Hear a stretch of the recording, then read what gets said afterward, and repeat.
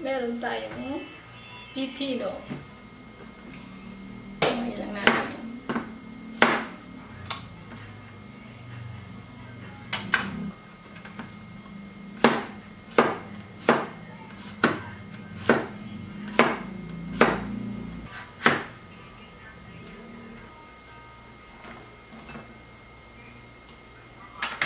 Mas magandang i-pickle yung maliliit na pipino. Kumuha ng kaserola, lagyan ng tubig at suka. So guys, tansyameter lang ang ginagawa ko. Ang ginawa ko ay mas madaming tubig kaysa sa suka. Parang kung gaano kadami yung tubig, kalahati nun yung suka. Tapos, maglagay din ng asin at asukal. At saka haluin ng may pagmamahal dyan. Tapos, ay papakuluan natin to hanggang sa matunaw yung asin at asukal. Tapos ayan, pinapatas ko ng aring pipino dito sa lalagyan.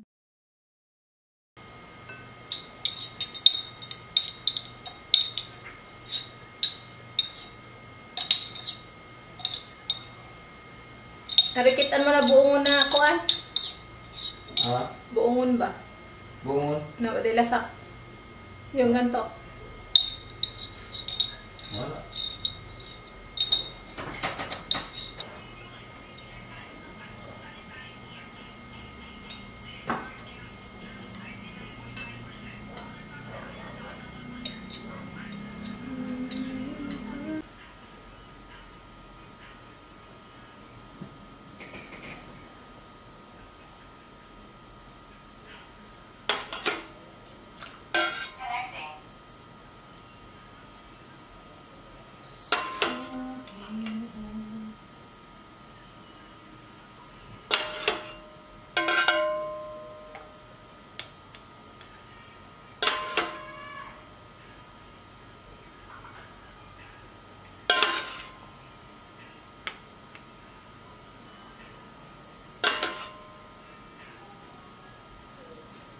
Dapat naka-apaw doon sa pipino.